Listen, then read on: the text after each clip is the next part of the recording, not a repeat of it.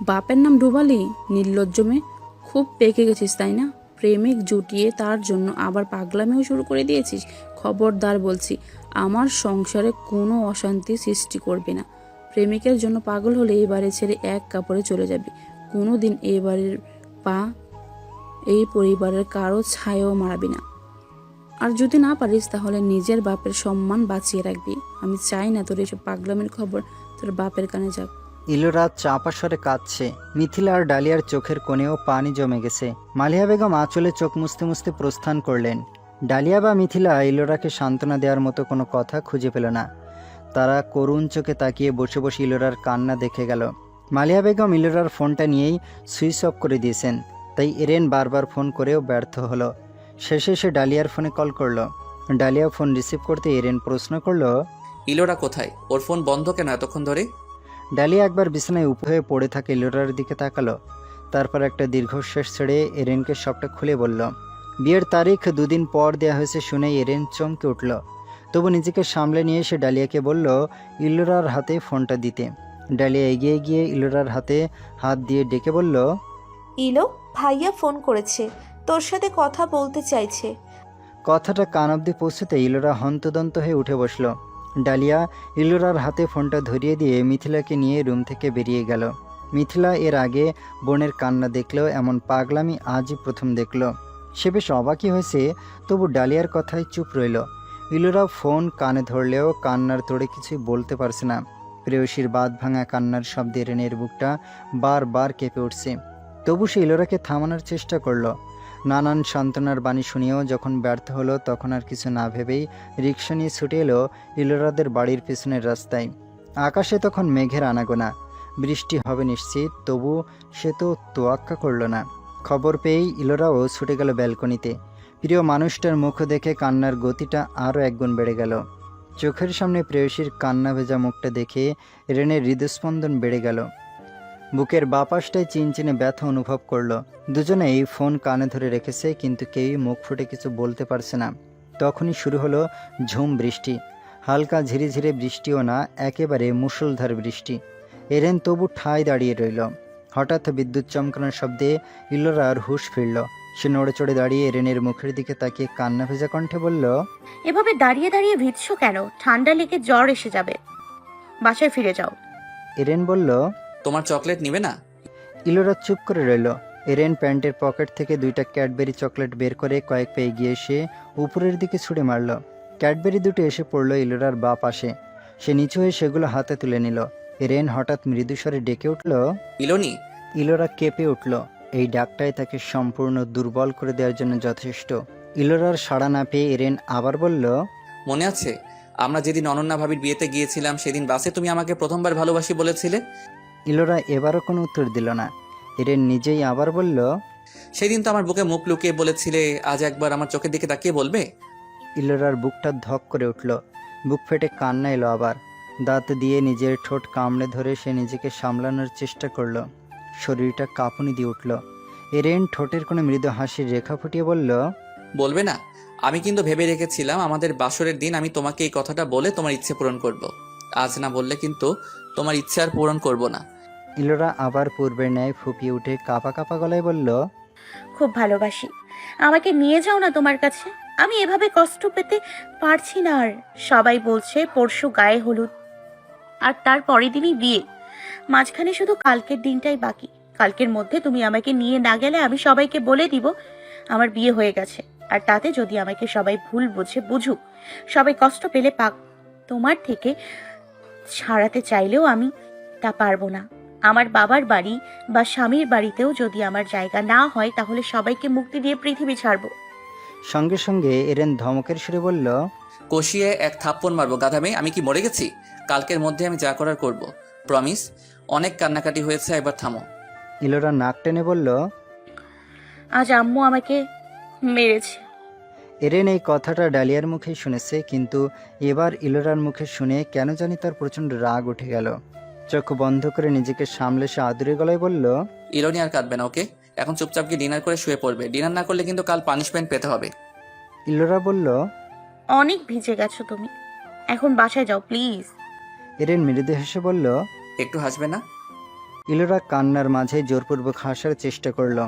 এরেন হাসি মুখে বলল, আল্লাহ হাফেজ। ইলোরা মাথা দুলালো।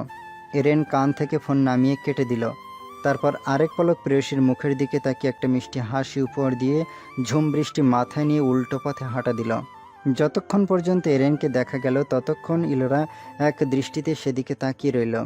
এরেন দৃষ্টির আড়ালে চলে যেতেই তার বুক চিরে বেরিয়ে এলো এক তপ্ত দীর্ঘশ্বাস। এই মুহূর্তে তার ইচ্ছে করছে এই ঝুম বৃষ্টিতে ভিজতে, বৃষ্টির পানির সাথে নিজের সব কষ্টগুলো ধুয়ে মুছে ফেলতে। বৃষ্টির শব্দগুলো যেন তার কানের কাছে বিচ্ছেদের গান গাইছে। এক একটা বজ্রপাত জানান দিচ্ছে বিচ্ছেদ অতি নিকটে। সত্যি কি তবে তাই হবে? সারা রাত ভারী বর্ষণ হওয়ার পর সকালটা ঝকঝকে লাগছে। আকাশে শুভ্র মেঘেদের দল ছুটে বেড়াচ্ছে। তার ফাঁক দিয়ে উঁকি মেরেছে সূর্যি মামা। বৃষ্টির পানির ছোঁয়ায় গাছের সবুজ পাতাগুলো চকচকে হয়ে গেছে।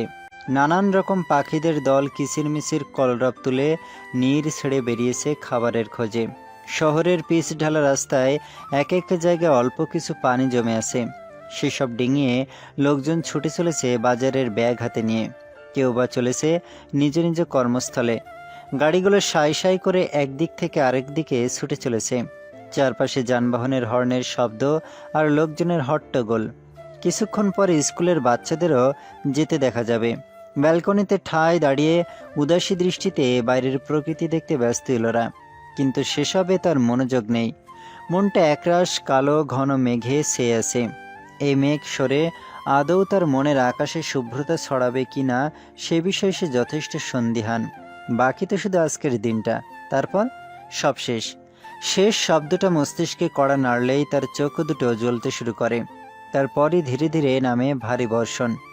সকাল সকাল সে সাহস করে মালিহা বেগমের থেকে ফোন চেয়েছিল, কিন্তু মালিহা বেগম ফোন তো দিলেনই না, উল্টো বলে দিলেন পরশু যেহেতু বিয়ে সেহেতু বিয়ের আগে আর ভার্সিটিতে যাওয়ার দরকার নেই। ইলোরা কোনো প্রত্যুত্তর না করে চুপচাপ চলে এসেছে।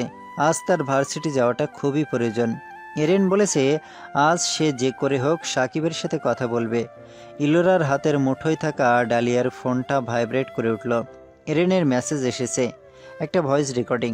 ইলোরা রেকর্ডিংটা চালু করলো। কয়েক সেকেন্ডের মধ্যে এরেনের ভাঙা ভাঙা কণ্ঠ শোনা গেল। আপাতত ছুঁয়ে ফেলুক যত একাকিত্ব, জানি তোমাকে কাছে পেলে যাবতীয় সবই তুচ্ছ। আপাতত ঘিরে ফেলুক যত অসুখ, জানি তুমি কেবল সুস্থতা আমার হে প্রিয় মুখ। আপাতত জড়িয়ে ধরুক তীব্র যন্ত্রণা নামুক অন্ধকার আরও, আমি জানি স্পর্শ পেতে ইচ্ছে হয় তোমারও। ইলোরার চোখ দুটো জলে ভরে গেল। এই মুহূর্তে তার সত্যি ইচ্ছে হচ্ছিল এরেনের একটি স্পর্শ পেতে। তার কণ্ঠটা শোনার জন্য মনটা ব্যাকুল হয়েছিল।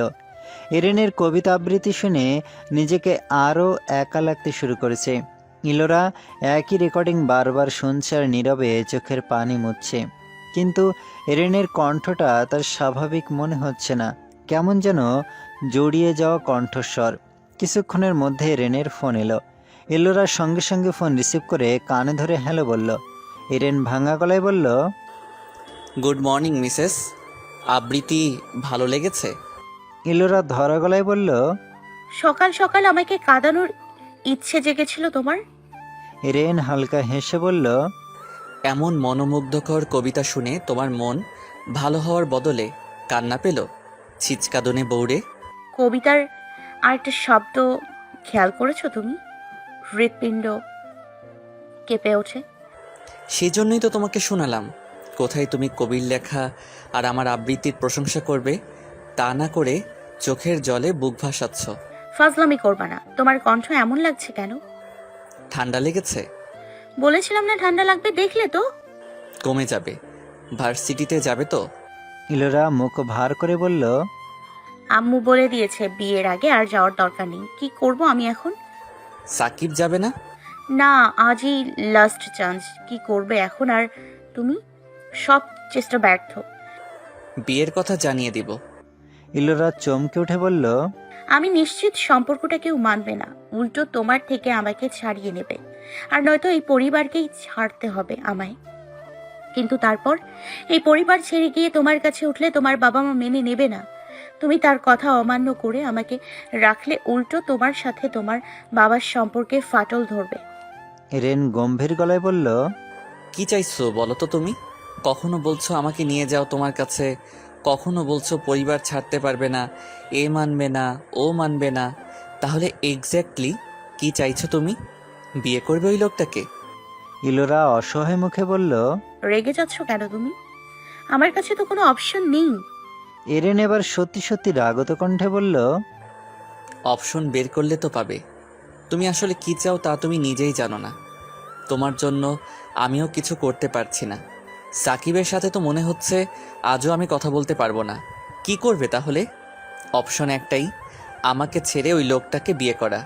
আর কোনো অপশনই যখন কাজে আসবে না তখন এটাই চয়েস করে নাও। আমাকে নিয়ে ভাবতে হবে না, আমি আমার মতো থাকব। তুমি অন্য কারোর সাথে সুখী হলে আমি সেদিকে ভ্রুক্ষেপও করব না। এরেনের প্রত্যেকটা কথার সাথে সাথে ইলোরার চোখের পানি ঝরে পড়ছে। এবার সেও কপট রাগ দেখিয়ে বলল, সবাই মিলে কি আমাকে মেরে ফেলতে চাইছো? তোমারও মুক্তি লাগবে আমার থেকে। তাতেই হয়তো তুমি চিন্তামুক্ত হবে। কিন্তু আমি তোমার সাথে সম্পর্ক ছিন্ন করে তোমাকে মুক্তি দিতে পারবো না। মুক্তি দিলে আমি সবাইকে একসাথেই মুক্তি দিব। সবার গলায় কাটার মতো বিধে আছি তো আমি। কাটাটাই যদি না থাকে তাহলে সবাই তো নিশ্চিন্ত থাকবে। কাল সকালের মধ্যে যদি খবর পাও তোমার ইলোলি সবাইকে মুক্তি দিয়ে পৃথিবী ছেড়েছে, তাহলে আর কেউ না করলেও তুমি আমাকে ক্ষমা করে দিও। এরেন কাপা গলায় গর্জে উঠল। ইলোরা, মুখ সামলে কথা বলো। আমি চাই না তোমার উপর রাগ দেখাতে। ইলোরা কাঁদতে কাঁদতে বলল, আর কিছু সহ্য করার ক্ষমতা নেই আমার। আমি মরে গেলে সবাই শান্তি পাবে। আবারও বলছি, চুপ করো। মরার শখ জাগলে আমার সামনে এসে মরো, আর একবার এসব আজে বাজে বকলে আমি নিজে গিয়ে মেরে আসবো। তাই করো। আমি এখন এসব যন্ত্রণা থেকে মুক্তি পেতে চাই। মরতে হলে তাই করব। এরেন দাঁতে দাঁত চেপে শক্ত মুখে ধমকে উঠল। ইলোরা, ইলোরা তাচ্ছিল্যের হাসি মুখে টেনে বলল। বাহ, ইলোনি হঠাৎ ইলোরা হয়ে গেল। এরেন একইভাবে রাগে গজগজ করতে করতে বলল, I said shut up stupid. মরবে তো যাও মরো। আমি কে? আমার উপর বিশ্বাস ভরসা রাখা যায় নাকি? মরতে না পারলে বিয়ে করে নাও। ওই লোক তোমাকে আমার থেকেও বেশি ভালো রাখবে। তোমার ফ্যামিলির তো তাই ধারণা। তুমিও তাদের বাধ্য মেয়ে হয়ে বিয়ে করো। আমাকে নিয়ে ভাববে না। Wish you a happy married life. Goodbye. এরেন ফট করে ফোনটা কেটে দিল। ইলোরা থমকে গেল। এতক্ষণ কি থেকে কি হলো সবকিছু মাথায় গোলমাল পাকিয়ে ফেলল। এরেন তার উপর এতটা রাগ আজই প্রথম দেখালো, কিন্তু কেন? এমন পরিস্থিতিতে এসেই তাকে এমন আচরণটা করতে হলো? সে যে মনের কষ্টে সব আজে বাজে বকেছে তা কি বুঝতে পারেনি? ইলোরা নিজেকে ধাতস্থ করে এরেনের নাম্বারে ডায়াল করলো। পরপর কয়েকবার ফোন করার পরেও এরেন রিসিভ করলো না। অভিমান আর কষ্টে ইলোরার চোখের জল বাদ মানল না। ডালিয়া এসে ইলোরার পাশ ঘেঁষে দাঁড়াতেই ইলোরা নিজেকে সামলে নীরব দৃষ্টিতে তাকিয়ে প্রশ্ন করল। তুই ভার্সিটিতে যাবি? ডালিয়া অলসভাবে বলল, আমার শরীরটা ভালো লাগছে না রে, যেতে ইচ্ছে করছে না, কিন্তু তোর যাওয়া দরকার। ইলোরা মাথা দুলিয়ে বলল। উপায় নেই। তখনই ইলোরার হাতের মুঠোয় ফোনটা পুনরায় বেজে উঠল। ইলোরা এরেনকে ভেবে রিসিভ করতে গিয়ে দেখল আননোন নাম্বার। হতাশ হয়ে ডালিয়ার দিকে ফোনটা এগিয়ে দিয়ে বলল, দেখ তো কে ফোন করেছে। ডালিয়া ফোনটা হাতে নিয়ে নাম্বার দেখে বলল। নাম্বার চিনি না। ডালিয়া ফোনটা রিসিভ করে কানে ধরে সালাম দিল। ওপাশ থেকে সালামের জবাব দিয়ে জারিন উদ্বিগ্ন গলায় বলল, ডালিয়া, আমি জারিন বলছি। ভাবি কোথায়? ডালিয়া ইলোরার দিকে তাকিয়ে বলল, আপু কেমন আছো? ইলো এখানেই আছে। ইলোরাকে নিয়ে কথা হচ্ছে বুঝতে পেরে সে ভুরুকুসকে ডালিয়ার মুখের দিকে তাকালো। জারিন বলল, ভালো আছি। ভাবির কাছে দাও তো একটু প্লিজ। ডালিয়া আচ্ছা বলে ইলোরার হাতে ফোনটা ধরিয়ে দিয়ে বলল। জানি না আপু, কথা বল। ইলোরা নিজেকে সামলে নিয়ে বড় একটা শ্বাস নিল। ফোনটা কানে ধরে বলল, হ্যালো আপু, কেমন আছো? ইলোরার কথাটা এড়িয়ে গিয়ে জারিন পূর্বের ন্যায় উদ্বিগ্ন কণ্ঠে বলল, ভাবি, ভাইয়া তোমার সাথে ইচ্ছে করে রাগ দেখায়নি। আমি দরজার কাছে দাঁড়িয়ে সব শুনেছি। ও তোমাকে মিথ্যে বলেছে। ওর শুধু ঠান্ডা লাগেনি, কাল রাতে ভিজে চুপচুপে হয়ে বাসায় ফেরার পর হঠাৎই ভয়ানক জ্বর এসেছে। এখনো পর্যন্ত কিছু মুখে তোলেনি, তাই মেডিসিনও খাওয়াতে পারছি না। জ্বরের কারণে তোমার কথাই এভাবে রেগে গেছে। প্লিজ তুমিও রেগে থেকো না। আমার ভাইয়াটা খুব কষ্ট পাচ্ছে ভাবি, শুধু মুখ ফুটে কাউকে বলতে পারছে না। ইলোরা স্তব্ধ হয়ে গেল। মানুষটার সাথে কিছুক্ষণ আগে কথা বলেও সে বুঝতে পারেনি মানুষটার অবস্থা কি, কেমন স্ত্রী সে। ইলোরা কিছু বলতে গিয়েও কথাগুলো গলায় দলা পাখি আটকে গেল। জারিন এবার অনুরোধের সুরে বলল, ভাবি আমি জানি আর কোনো উপায় নেই তোমাদের কাছে, তুমি চলে আসো প্লিজ। বাবা এখন না মানলে পরে ঠিকই মানবে। তোমার ফ্যামিলির সবাই তো হয়তো পরে মেনে নিতে পারে, এত ভয় পেও না। পরে দেখবি তোমার আগে আমার ভাইয়ার কিছু একটা অঘটন ঘটে যাবে। ভাইয়াকে আমি কোনোদিন এতটা ভেঙে পড়তে দেখিনি ভাবি। আমিও কান্নাকাটি করছে, তোমার কাছে রিকোয়েস্ট করছি, বাড়ি ছেড়ে না এলেও একবার এসে ওকে দেখে যাও প্লিজ। আমি জানি তোমাকে দেখলেও অনেকটা সুস্থ হয়ে যাবে। না করো না ভাবি, আসবে। জারিন কাঁদছে। ইলোরাও নিঃশব্দে চোখের পানি ফেলছে, কিন্তু জারিনের প্রশ্নের উত্তর দিতে পারছে না সে। দিবেই বা কিভাবে? সে তো বাড়ি থেকেই বেরোতে পারবে না। জারিন বারবার অনুরোধ করে চলেছে। ইলোরা কোনো মতে শুধু এটুকু বলল যে সে চেষ্টা করে দেখবে। জারিন জানালা দিয়ে ইলোরা যদি যায় তবে সে নিজে এসে নিয়ে যাবে। ফোন রেখে ইলোরা ডালিয়ার কাছে এরেনের অবস্থার কথা বলল। ডালিয়া কিছুক্ষণ গভীর চিন্তা করে বলল, আমি একটা বুদ্ধি বের করেছি, বলবো? বল। ওরি ছাড়া ওদের সবাইকে বাসায় আসতে বলি। ওরা এসে বলবে ওরি খুব অসুস্থ, সবাই ওকে দেখতে যাচ্ছে। ফুপি তো ওরিকে খুব ভালোভাবেই চেনে, ওর অসুস্থতার কথা শুনলে হয়তো তোকে যেতেও দিতে পারে। ইলোরা আগ্রহী হয়ে বলল, তারপর? সবার সাথে বাড়ি থেকে বেরিয়ে গলির মোড় পর্যন্ত যাবি। জারিন আপুকে বলবি তোর জন্য ওখানে অপেক্ষা করতে। তারপর তুই আপুর সাথে চলে যাবি, আর ওরা যার যার বাড়ি চলে যাবে। ভার্সিটিতে গেলে ধরা পড়ার সম্ভাবনা আছে। তুই কি করবি? আমি কোথাও যাব না রে, এমনিতেই শরীরটা খারাপ লাগছে। তাহলে আমি ফিরবো কার সাথে? যা। তাহসিনকে বলে দেবো তোকে বাড়ি পৌঁছে দিতে। ইলোরা মাথা দুলালো।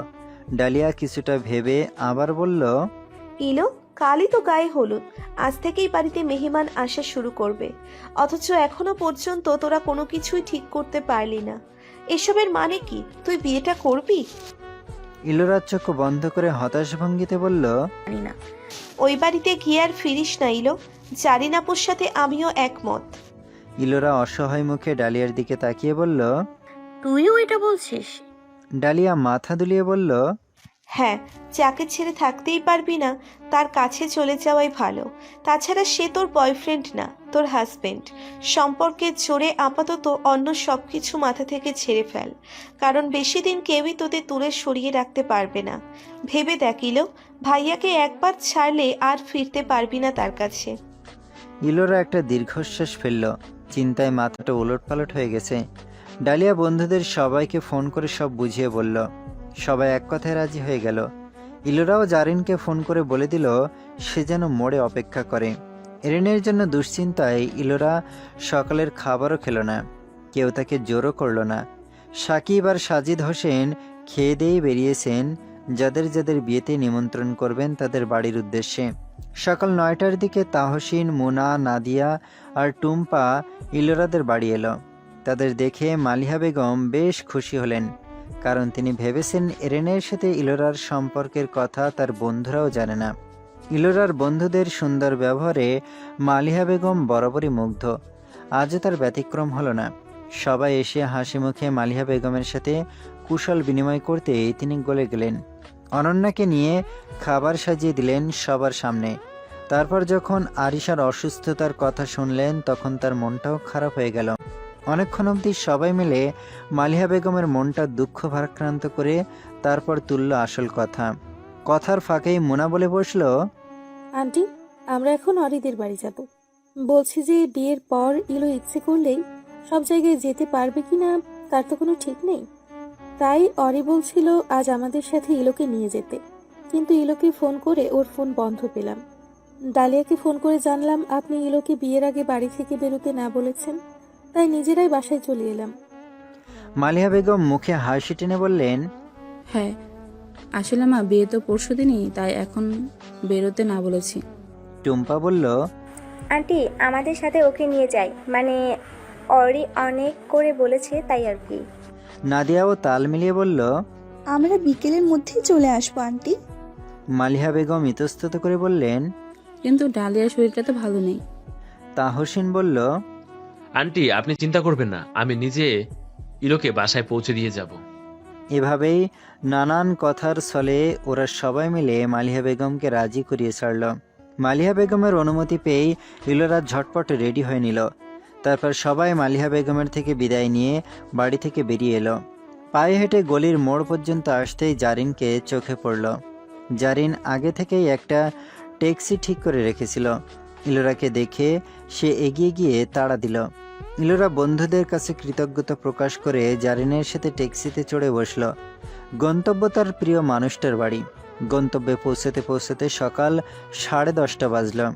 জাকির জামান সকাল থেকে রাত পর্যন্ত বাড়ি থাকেন না বলেই জারিন ইলোরাকে বাড়িতে আনার প্ল্যানটা করেছিল। বাড়িতে পা রাখতেই আন্নি হক ছুটে এলেন। ইলোরা তার পাশ হয়ে সালাম করল। আন্নি হক ইলোরাকে জড়িয়ে ধরে শব্দ করে কেঁদে উঠলেন। ইলোরার চোখ দুটো ছলছল করে উঠল। জারিন মাকে শান্ত করে ইলোরাকে নিয়ে দোতলায় নিজের রুমে চলে গেল। ইলোরা বলল, আপু তোমার ভাইয়ের রুম তো নিচে, তোমার রুমে নিয়ে এলে যে? জারিন মলিন হেসে কাবার্ড থেকে একটা প্যাকেট বের করে ইলোরার হাতে ধরিয়ে দিল। ইলোরা কিছুটা অবাক হয়ে প্রশ্ন করল, কি এটা? তোমার বর তোমার জন্য কিনে আমার কাছে রেখেছিল, দেওয়ার সুযোগটা হয়ে ওঠেনি। এটার ভিতরে শাড়ি আর বাকি সবকিছুই আছে। এসেছো যখন এটা পরেই ভাইয়ার সামনে যাও, দেখবে ও খুশিতে একদম সুস্থ হয়ে যাবে। একা পড়তে পারবে নাকি হেল্প লাগবে? ইলোরা বলল, পারবো। তাহলে পরে নাও, আমি নিচে যাচ্ছি, তুমি রেডি হতে হতে চলে আসবো। ইলোরা মাথা দুলালো। জারিন হালকা হেসে চলে গেল। ইলোরা গিয়ে দরজাটা বন্ধ করে দিল।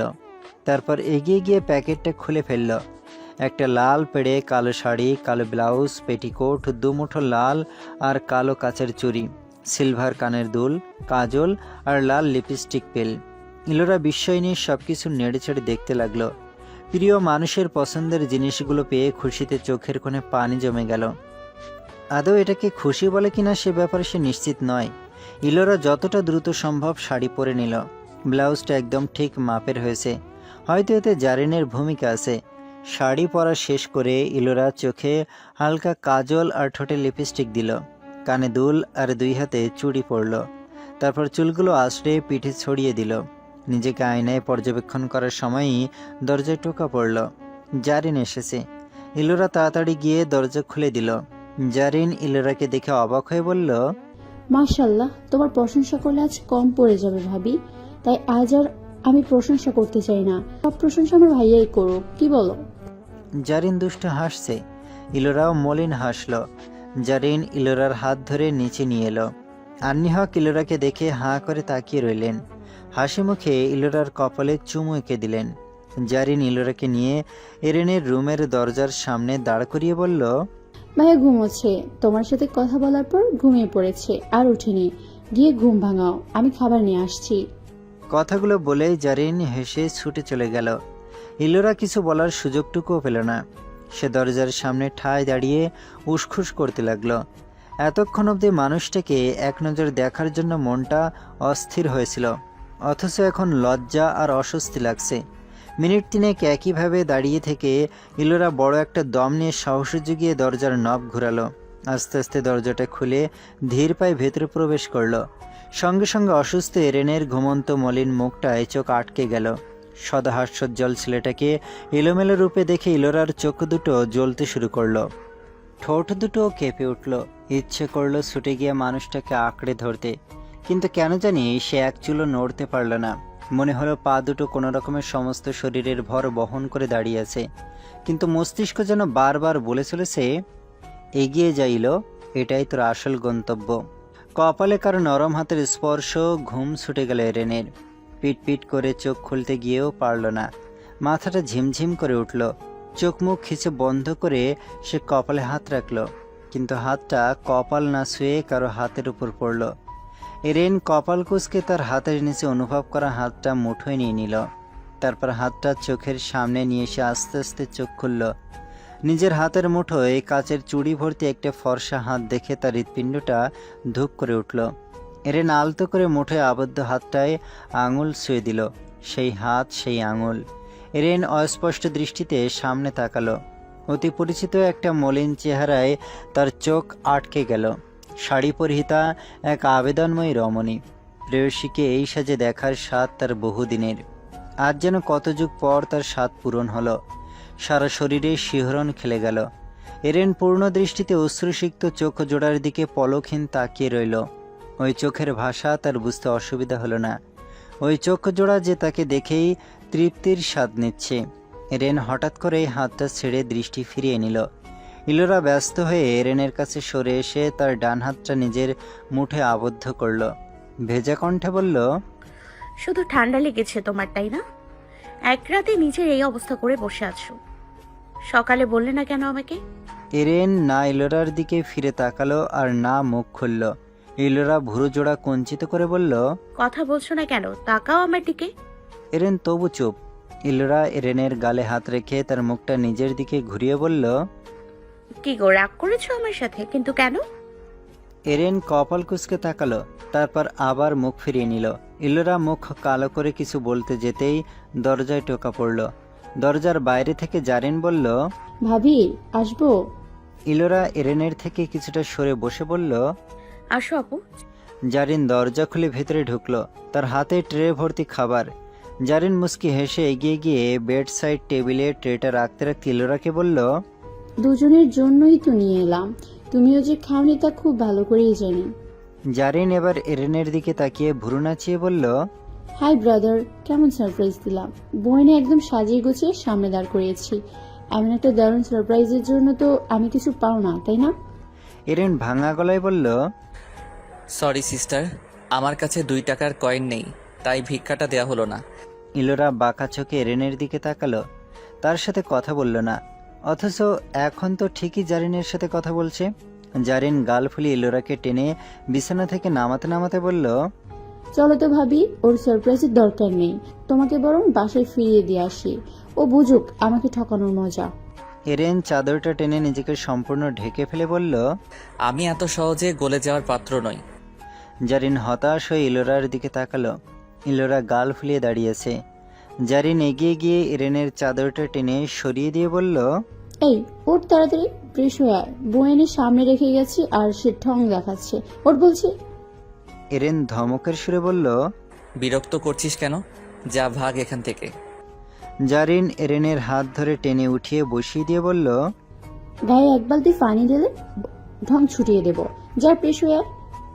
জারিনের ঠেলাঠেলিতে এরেন বিরক্ত মুখে বিছানা ছেড়ে নেমে দাঁড়ালো। সাথে সাথে মাথাটা চক্কর দিয়ে উঠল। সে মাথা চাপা ধরতেই ইলোরা দ্রুত এগিয়ে এসে তার হাত চেপে ধরে বলল, চলো আমি নিয়ে যাচ্ছি। এরেন কোনো প্রতিক্রিয়া করল না। জারিন ঠোঁট টিপে হেসে বলল, আমার কাজ আছে, আমি যাই। ভাবি কিছু দরকার পড়লে আমাকে ডেকো, আর নিশ্চিন্ত থাকো, তোমাদের কেউ ডিস্টার্ব করবে না। ইলোরা লাজুক হেসে ঘাড় কাত করে সম্মতি জানালো। জারিন হাসি মুখে দরজা বন্ধ করে চলে গেল। ইলোরা এরেনকে ধরে ধরে ওয়াশরুম পর্যন্ত নিয়ে গেল। এরেন ওয়াশরুমে ঢুকে ইলোরার দিকে না তাকিয়েই দরজা বন্ধ করে দিল। ইলোরা চুপচাপ দরজার বাইরে দাঁড়িয়ে রইল। কিছুক্ষণ পর এরেন দরজা খুলে বেরিয়ে আসতে ইলোরা দ্রুত তার হাত ধরল। এরেন এবারও নিশ্চুপ। ইলোরা এরেনকে নিয়ে বিছানায় বসিয়ে দিয়ে খাবারের ট্রে নিয়ে নিজেও বিছানায় উঠে বসল। এরেন ততক্ষণে বালিশে হেলান দিয়ে বসেছে। ইলোরা তার মুখোমুখি বসে খাবার তুলে মুখের কাছে ধরল। এরেন মুখ খুলল না। ইলোরা মুখ গোমড়া করে বলল, খাবারের উপর রাগ করবে? এরেন চোখ দুটো সরু করে বলল, নিজে না খেয়ে অন্যের প্রতি দরদ দেখাতে হবে না। এতক্ষণে এরেন মুখ খোলায় ইলোরা খুশি হলেও বিস্ময় নিয়ে বলল, এভাবে কথা বলছো কেন? এরেন এবার নিশ্চুপ। ইলোরা বেশ বুঝতে পারল সে না খেলে এরেন খাবার মুখেও তুলবে না। সে ছোট একটা দীর্ঘশ্বাস ফেলে নিজের মুখে খাবার তুলল। তারপর আবার এরেনের মুখের কাছে ধরল। এবার এরেন বিনা বাক্যে খাবারটুকু মুখে পুরে নিল। ইলোরা মৃদু হাসল। এরেনকে খাওয়াতে খাওয়াতে সে নিজেও খেয়ে নিল। পুরোটা সময় ইলোরা এরেনের সাথে কথা বলার চেষ্টা করলেও এরেন একদম নিশ্চুপভাবে খাওয়া শেষ করল। ইলোরা এরেনকে ঔষধও খাইয়ে দিল। খাবারের ট্রেটা বেড সাইড টেবিলে রেখে সোজা হয়ে বসতেই দেখল এরেন গায়ে চাদর টেনে শটান শুয়ে পড়েছে। ইলোরা ভ্রুকুটি করে বলল, শুয়ে পড়ছো যে? এরেন ততক্ষণে চোখ বন্ধ করে নিয়েছে। ইলোরা এরেনের গায়ে হাত রেখে বলল, শরীর খারাপ লাগছে? এরেনের নীরবতা ইলোরার মনে আঘাত এনে গেল। সে এরেনের গায়ে মৃদু ধাক্কা দিয়ে ঠোঁট উল্টে বলল, শুনছো, কথা বলবে না তুমি? কতক্ষণ এমন করে থাকবে? এবারও ইলোরা হতাশ হলো। বার কয়েক ধাক্কাধাক্কি করার পরও যখন এরেনের কোনো প্রতিক্রিয়া দেখল না, তখন ইলোরা হুট করে অনাকাঙ্ক্ষিত কাজ করে বসল। এরেনকে অবাক করে দিয়ে সেও এরেনের চাদরের নিচে ঢুকে তার পাশ ঘেঁষে শুয়ে পড়ল। ইলোরার এমন কাণ্ডে এরেন চোখ খুলে অবাক দৃষ্টিতে তাকিয়ে রইল। ইলোরা গাল ফুলিয়ে বলল, আমার হাজবেন্ডের পাশে শোয়ার অধিকার আছে আমার। ডাবডাব করে তাকিয়ে না থেকে মুখ খুলো। এরেন আবার চোখ বন্ধ করে ফেলল। ইলোরা এক আঙুল দিয়ে এরেনকে গুঁতো মেরে বলল, এই শুনছো, শোনো না। এরেন নড়চড় না করায় ইলোরা ভাবতে লাগলো কি করা যায়। মিনিট খানেক চুপ থেকে সে হঠাৎ এরেনের বুকে মাথা রেখে তাকে শক্ত করে জড়িয়ে ধরে শুয়ে পড়ল। এরেন এবার একটু বেশি অবাক হলো। মেয়েটা আজ একটু লজ্জা পাচ্ছে না, নাকি রাগ ভাঙানোর জন্য লাজুক স্বভাবটা দূরে সরিয়ে রেখেছে? এরেন চোখ খুলে তাকালো। একটু নড়ে চড়ে উঠতেই ইলোরা মাথা তুলে এরেনের মুখের দিকে তাকিয়ে বলল, আমার হাজবেন্ডের বুকে মাথা রেখে শোয়ার অধিকার আছে আমার। এরেন ভ্রুকুটি করল। ইলোরা ঠোঁট উল্টে বলল, কথা বলো না প্লিজ, ভালো লাগছে না তো আমার। আচ্ছা, এটা অন্তত বলো যে কি করেছি আমি, এমন শাস্তি কেন দিচ্ছ আমাকে? এরেনের চোখ মুখ হঠাৎ শক্ত হয়ে গেল। সে ইলোরাকে নিজের বুকের উপর থেকে সরিয়ে বিছানার সাথে চেপে ধরল। হঠাৎ এরেনের এহেন কাণ্ডে ইলোরা ভ্যাবাচাকা খেয়ে গেল। এরেনের রাগত চেহারার দিকে তাকিয়ে সে একটা শুকনো ঢোক গিলল। এরেন ইলোরার মুখের উপর ঝুঁকে এসে দাঁতের দাঁত পিষে বলল, তোমার তো এতক্ষণে মরে যাওয়ার কথা ছিল, তাই না? তো তুমি এখানে কি করছো? নাকি মরার আগে শেষ দেখা দেখতে এসেছো? এতক্ষণে ইলোরা বুঝতে পারল এরেনের রাগের কারণ। সকলের রাগ সে এখনো মনে পুষে রেখেছে। ইলোরা মৃদু হেসে বলল, তুমি বলেছিলে না তোমার সামনে এসে মরতে, সেজন্যই তো এসছি। ভাবলাম বলেছো যখন, তখন হয়তো তুমি হেল্প করতে পারবে। এরেন একইভাবে বলল, আচ্ছা, হেল্প লাগবে? তার চেয়ে বরং আমি মেরে ফেলি, কি বলো? বেশ, তো মেরে ফেলো। আজ তো একটা ঝামেলা বাঁচিয়ে রেখে লাভ কি? আমি তো। ইলোরার কথার মাঝপথেই এরেন হঠাৎ ইলোরার গলায় মুখ গুজল। ইলোরা থমকে গেল। কয়েকদিন আগেও এরেন এভাবেই তাকে ছুঁয়েছিল, কিন্তু সেদিন তার পাগলামের কারণেই এরেন বাধ্য হয়েছিল। কিন্তু আজ অসুস্থতার কারণে মাথাটাই এলোমেলো হয়ে গেছে মানুষটার। এরেনের হাত দুটো ইলোরার হাত ছেড়ে কোমরে নেমে এলো। কোমরে এরেনের শক্ত হাত আর গলায় ঠোঁটের ছোঁয়া পেতে ইলোরার হৃদস্পন্দন বেড়ে গেল। এরেনের শরীরের উত্তাপে সে কেঁপে উঠল। তবু সে ঠোঁটের ঠোঁট চেপে নিশ্চুপ রইল। কয়েক মিনিটের মধ্যেও যখন তার গলায় ঘাড়ে এরেনের ঠোঁটের অবাধ বিচরণ থামল না, তখন ইলোরা এরেনের টি শার্ট খামচে ধরল। কাপা কাপা মৃদু কণ্ঠে বলল, কি করছো তুমি? এটা পাগলামি করো না প্লিজ, তুমি অসুস্থ। এরেন এবার মুখ তুলে ইলোরার চোখে চোখ রাখল। ইলোরা আবার ঢোক গিলল। ওই চোখ জোড়া আজ তার বড্ড অপরিচিত লাগছে। এরেন ইলোরার মুখের কাছে ঝুঁকে আসতেই তার গরম নিঃশ্বাস ইলোরার মুখে পড়ল। এরেন নিচু স্বরে বলল, ইলোনি, তুমি জানো আমার ভয়ানক অসুখ হয়েছে? ইলোরা আতকে উঠে কাপা গলায় আওড়ালো, মানে? এই রোগের কোনো চিকিৎসা নেই। ইলোরা এরেনের টি শার্টের কলার চেপে ধরে ভীতু কণ্ঠে বলল, কি হয়েছে তোমার? এরেন ঠোঁট এলিয়ে হেসে ফিসফিস করে বলল, প্রেমাসুখ। আমার অসুখের নাম প্রেমাসুখ। এই অসুখটা দেখা যায় না, সুপ্ত অবস্থায় থাকে। এর কোনো ডক্টরি চিকিৎসা না থাকলেও একটা সিক্রেট ওষুধ আছে। কি নাম জানো? ইলোরা ফেল ফেল করে তাকিয়ে প্রশ্ন করল, কি? ইলোনি। আমার প্রেমাসুখের এক এবং একমাত্র ওষুধ শুধুই ইলোনি। জগতের আর কোনো ওষুধ এই অসুখ নিরাময় সক্ষম নয়। ইলোরা ভুরুজোড়া কুঞ্চিত করে অবাক দৃষ্টিতে তাকিয়ে রইল। এরেন এবার ইলোরার কানের কাছে মুখ নিয়ে ফিসফিস করে বলল, বলেছিলাম না ইলোনি, বাসরের আগে তুমি এমন আবেদনময় রূপে আমার সামনে আসবে না। শুনলে না তো? ইলোরা ঢোক গিলে আমতা আমতা করে বলল, আমি তো ইচ্ছা করে এসব পড়িনি। আপু বলল তুমি এসব আমার জন্য কিনে রেখেছিলে, পড়লে নাকি তুমি খুশি হবে তাই।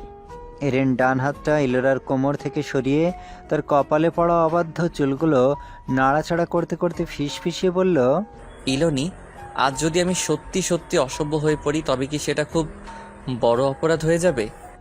ইলোরার বুকটা ধক করে উঠল। সে কাপা গলায় বলল, কি বলছো? তোমাকে খুব করে কাছে পাবার লোভ আজ আমাকে তৃষ্ণার্ত করে তুলেছে ইলোনি। তোমার এই মাদকীয় রূপ আমাকে এলোমেলো করে দিয়েছে। আমি তোমাতে আসক্ত হতে চাই, কিন্তু সেটা তোমার অনিচ্ছায় কখনো না। ইলোনি, উইল অ্যালাউ? ইলোরা কিছুটা থমকে গেলেও তার চোখ দুটো ছলছল করে উঠল। মুহূর্তে তার কান্না পেয়ে গেল। এটা যে ভালোবাসার মানুষটাকে শুধুই নিজের করে পাওয়ার আনন্দের কান্না।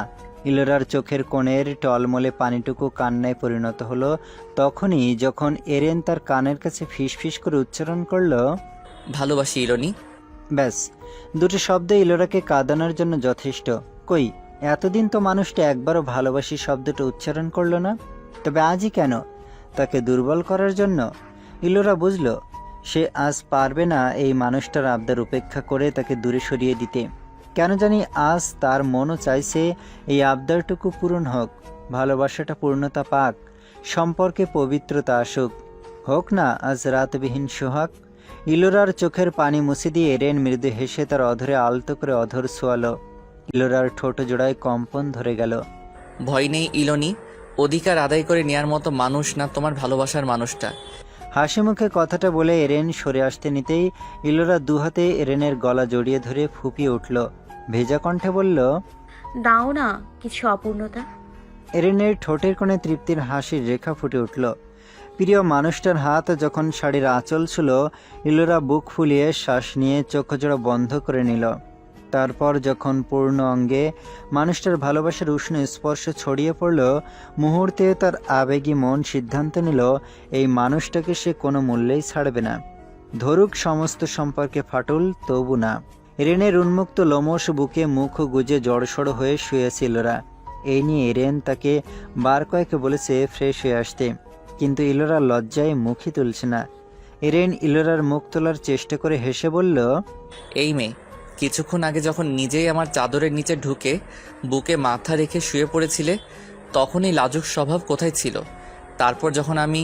এরেনের কথার মাঝে ইলোরা তার বুকে চিমটি কেটে বিড়বিড় করে বলল, চুপ, অসভ্য।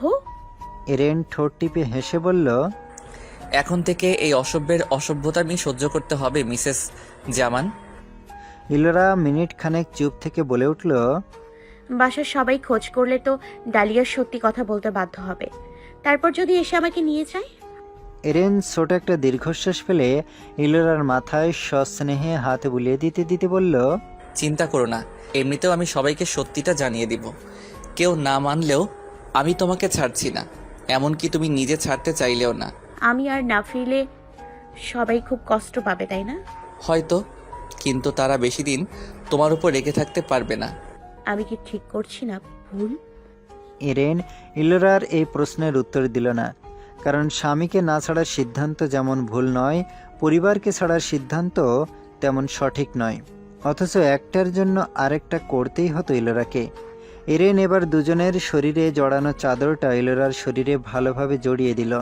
তারপর ইলোরার কপালে চুম্বন রেখে এঁকে দিয়ে বলল, কাবার্ডের ডান পাশে দেখো কয়েকটা শাড়ি রাখা আছে, ফ্রেশ হয়ে ওখান থেকে একটা পরে নাও।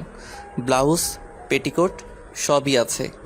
ইলোরা অবাক হয়ে এরেনের মুখের দিকে তাকিয়ে বলল, এসব তোমার কাবার্ডে কেন? আমার এক এবং একমাত্র বউয়ের জন্য কিনে রেখেছিলাম। মার্কেটে গেলে যখন যেটা চোখে পড়েছে কিনে নিয়েছি। জারিনের কাছে যেগুলো ছিল ওগুলো গ্রাম থেকে এসেই তোমাকে দেবো ভেবেছিলাম, কিন্তু তা আর হয়ে ওঠেনি। যাই হোক, ফ্রেশ হয়ে আসো, নাকি তাতেও আমাকে লাগবে? অসভ্য। বিড়বিড় করে শব্দটা উচ্চারণ করে ইলোরা লাজুক হেসে বিছানা ছাড়ল। কাবার্ড খুলে ডান পাশ থেকে একটা শাড়ি বের করলো। তার পাশ থেকে এই ব্লাউজ আর পেটিকোট বের করার সময় হঠাৎ এরেনের জামা কাপড়ের কোণে কিছু একটা চোখে পড়ল। ভ্রুকুটি করে সেটা হাতে নিয়ে ইলোরা পিছন ফিরে এরেনের দিকে তাকিয়ে প্রশ্ন করল, শুকনো গোলাপ তোমার জামা কাপড়ের মধ্যে এলো কি করে? এরেন হেসে বলল, ওটা আমার একমাত্র বউয়ের থেকে যেচে নিয়ে আসা গোলাপ। ইলোরা কিছুটা ভেবে মৃদু হেসে বলল, ও, সেই ফুলের মার্কেট থেকে কেনা গোলাপ। রেস্টুরেন্ট থেকে ফেরার সময় তুমি আমার থেকে নিয়ে এসেছিলে, যত্ন করে রেখে দিয়েছিলে বুঝি? এরেন শোয়া থেকে উঠে বসে টি শার্টটা পরতে পরতে বলল, জি ম্যাম, সদ্য প্রেমে পড়লে যা হয় আর কি। ইলোরা হাসি মুখে গোলাপটা পুনরায় জায়গা মতো রেখে দিয়ে ওয়াশরুমে চলে গেল। দ্রুত ফ্রেশ হয়ে কোনো মতে শাড়ি পরে চুল মুছতে মুছতে ওয়াশরুম থেকে বেরিয়ে এলো। এরেন তখন বিছানায় পা ঝুলিয়ে বসে ফোন স্ক্রলিং করছিল। ইলোরা দরজার দিকে তাকিয়ে প্রশ্ন করলো, দরজা খোলা কেন? জারিন এসেছিল। কথাটা বলে এরেন ইলোরার দিকে তাকাতেই এক ঝটকা খেল। বার কয়েক চোখ ঝাপটা দিয়ে ফোনটা রেখে ইলোরার দিকে এগিয়ে গেল। এরেনকে এগিয়ে আসতে দেখে ইলোরা চুল মোছা থামিয়ে এদিক ওদিক দৃষ্টি বিচরণ করতে লাগলো। এরেন গিয়ে ইলোরার হাত থেকে তোয়ালেটা নিয়ে ইলোরাকে বিপরীত দিকে ঘুরিয়ে দাঁড় করালো। তারপর নিজেই সযত্নে ইলোরার ভেজা চুলগুলো মুছে দিল। ইলোরা চুপ মেরে দাঁড়িয়ে রইল। ব্যাপারটা তার কাছে নতুন হলেও বেশ ভালো লাগলো। নিজেকে নববধূ মনে হচ্ছে তার। তাই তো আজই তাদের সম্পর্কের আসল সূচনা, কারণ আজ থেকেই তারা অন্য সব স্বামী স্ত্রীদের মতো একসাথে থাকবে। আর কোনো দূরত্ব থাকবে না দুজনের মাঝে। এরেন চুল মোছা শেষ করে তোয়ালেটা পাশের চেয়ারে রেখে ইলোরাকে পেছন থেকে জড়িয়ে ধরল। ভেজা চুলে মুখ গুজে দিয়ে নিচু স্বরে বলল, এই লজ্জাবতী, তুমি কি আজ আমাকে হার্ট অ্যাটাকে মারতে চাও? ইলোরা লাজুক হেসে এরেনের হাত সরানোর চেষ্টা করে বলল, ছাড়ো, দরজা খুলে রেখেছো সেই খেয়াল আছে কেউ এসে পড়বে? হুম, এখন আর কেউ আসবে না, লাফালাফি করো না তো। এরেনের থেকে ছাড়া পাওয়ার ব্যর্থ চেষ্টা বন্ধ করে ইলোরা প্রশ্ন করল, আজ নিশ্চিত অনেক ঝামেলা বাঁধবে। আমার ফ্যামিলি আর তোমার বাবা সবাইকে কিভাবে সামলাবে বলো তো? আমার খুব ভয় করছে। এরেন হাতের বাঁধনটা আর একটু শক্ত করল। ইলোরার চুল থেকে মুখ উঠিয়ে কাঁধে থুতনি রেখে বলল, আমি সব পরিস্থিতির জন্য তৈরি। মনে সাহস আর আমার উপর একটু বিশ্বাস রাখো। ইলোরা ঘাড় ঘুরিয়ে এরেনের কপালে গলায় হাত শুয়ে চিন্তিত মুখে বলল, জ্বরটা তো কমছেই না তোমার। আমি নাকি আবেগী? তাহলে তুমি কেন খাওয়া দাওয়া বন্ধ করে অসুখটা আরো বাড়িয়ে বসে আছো? এরেন হেসে বলল, বললাম না এটা প্রেমাসুখ। এর সিক্রেট ওষুধ ইলোনি যখন স্বয়ং আমার কাছে আছে তখন আর অসুখের ভয় নেই। তাছাড়া আমার এই প্রেমাসুখটা আজীবন সুপ্ত থেকে যাবে, আর তা সারানোর জন্য ইলোনিও থাকবে। ইলোরা হেসে ফেলল। পরক্ষণে এসে বাইরে কারো পদধ্বনি শুনতে পেয়ে ছুটোছুটি শুরু করে হন্তদন্ত হয়ে বলল, ছাড়ো ছাড়ো, মনে হয় আপু আসছে। ইলোরার কথা শেষ না হতেই দরজায় এসে দাঁড়িয়েছে স্বয়ং সাকিব। তার দিকে চোখ পড়তেই ইলোরা থমকে গেল। কিন্তু এরেন এমন কোনো পরিস্থিতির জন্য তৈরি ছিল না। সে চুপচাপ ইলোরাকে ছেড়ে দিয়ে তার থেকে কিছুটা দূরে সরে দাঁড়ালো। সাকিবের চোখে মুখে রাগ স্পষ্ট। ইলোরা ভয়ে জমে গেল। তার মুখ দিয়ে আপনা আপনি কাঁপা কাঁপা অস্ফুট স্বরে বেরিয়ে এলো, ভাই। এরেনের বিছানায় পা ঝুলিয়ে বসে আছে সাকিব। রাগে তার চোখ মুখ লাল হয়ে আছে। অদূরেই মাথা নিচু করে দাঁড়িয়ে আঙুলে শাড়ির আঁচল পেঁচাচ্ছে ইলোরা। কিছুক্ষণ পর পর সে ঢোক গিলছে আর চোখে সাকিবকে দেখছে। এরেন পাশের একটা চেয়ারে গায়ে এলিয়ে হাঁপাচ্ছে আর শরীরে হাত বুলাচ্ছে। সেও বারবার আর চোখে সাকিবকে দেখছে, অথচ সাকিব মাথা নিচু করে রাগে ফুঁসছে, না কারো দিকে তাকাচ্ছে আর না কথা বলছে। আসলে সাকিব এসেই এরেনকে এলোপাথাড়ি কিল ঘুষি মেরেছে। তবু এরেন নির্বাক ছিল। এলোরা বেশ ভয় পেয়ে গেছিল, কিন্তু এরেন বহু কষ্টে সাকিবকে ধরে বেঁধে বিছানায় বসিয়ে মাথা ঠান্ডা করে তার কথা শুনতে বলেছিল। কিন্তু সাকিবের একটাই অভিযোগ ছিল, এরেন আর ইলোরা কেন তার কাছে বিয়ের কথাটা গোপন রেখেছে। এরেন আর ইলোরা অবাক হয়নি, কারণ সাকিব যে ডালিয়ার থেকে সত্য কথা বের করে ছেড়েছে তা বুঝতে তাদের অসুবিধা হয়নি। এরেন সেই প্রথম থেকে সব কথা খুলে বলার পরও সাকিবের রাগ কমে না, বরং আরও এক ধাপ বেড়ে গেল। এখন তার অভিযোগ, এরেন আর ইলোরা তাকে একটুও বিশ্বাস করে না। এরেন ইলোরার দিকে তাকালো, ইলোরাও তার দিকে অসহায় মুখে তাকিয়ে আছে। এরেন চোখের ইশারায় তাকে আশ্বস্ত করে চেয়ার ছেড়ে উঠে দাঁড়ালো। টেবিল থেকে এক গ্লাস পানি নিয়ে ধীর পায়ে সাকিবের দিকে এগিয়ে গেল। কিছুটা দূরত্ব বজায় রেখে দাঁড়িয়ে সাকিবের দিকে পানির গ্লাসটা এগিয়ে ধরে মৃদু কণ্ঠে বলল, নে দোস্ত, পানি খা, রাগ একেবারে বাপের বাড়ি চলে যাইব। সাকিব কটমট চাহনিতে এরেনের দিকে তাকালো। এরেন হাবলার মতো মুখে হাসি টেনে বলল, আরে এমন কইরা তাকাস কেন? আমি বাচ্চা মানুষ, ডরাই না। তোর মগজের তাপমাত্রা বেশি বাইরে গেছে, ঠান্ডা পানি আনমু? সাকিব শক্ত মুখে উঠে দাঁড়াতেই এরেন দ্রুত পিছিয়ে গিয়ে গ্লাসটা পুনরায় টেবিলে রাখতে রাখতে বলল, ব্যাপার না, খাইতে হইব না তোর। তুই বরং মাথায় ঠান্ডা পানি ঢাল, ওয়াশরুমে যা। সাকিব তেড়ে এসে এরেনের গলা টিপে ধরে দাঁতে দাঁত পিষে বলল, ফাইজলামি করস? আমার বোন রে বিয়া কইরা এতদিন সাজো সাইজা ঘুরা বেড়াইছস শালা বাটপার। এরেন সাকিবের থেকে নিজেকে ছাড়িয়ে নিয়ে জোরে জোরে শ্বাস নিয়ে বলল, অসুস্থ মানুষের উপর এমন অত্যাচার আল্লাহ সইব না দোস্ত। মাইরা ফেলাইবে নাকি? আর তুই মিস্টেক করস কেন? আমি তোর না, তুই আমার শালা। সাকিব আবার তেড়ে আসতেই এরেন একটানে ইলোরাকে নিজের সামনে দাঁড় করিয়ে দিল। সাকিব সেখানেই থেমে গেল। ইলোরা থতমত খেয়ে ভীত দৃষ্টিতে সাকিবের দিকে তাকালো। এরেন ইলোরার পিছন থেকে অসহায় মুখে বলল, থাম না ভাই, তুই না আমার একটা মাত্র শ্যালক। সব শুই নাও এমন করস কেন? শরীরটা ব্যথা বানাইয়া দিলি, হাড্ডি সব ভাঙ্গা দিলি। আর একটু হইলে হসপিটালে অ্যাডমিট হইতে হইব। মইরা গেলে তো তোরাই কাঁদবি। সাকিব মুখ দিয়ে ফুস করে একটা বিরক্তিকর শব্দ বের করলো।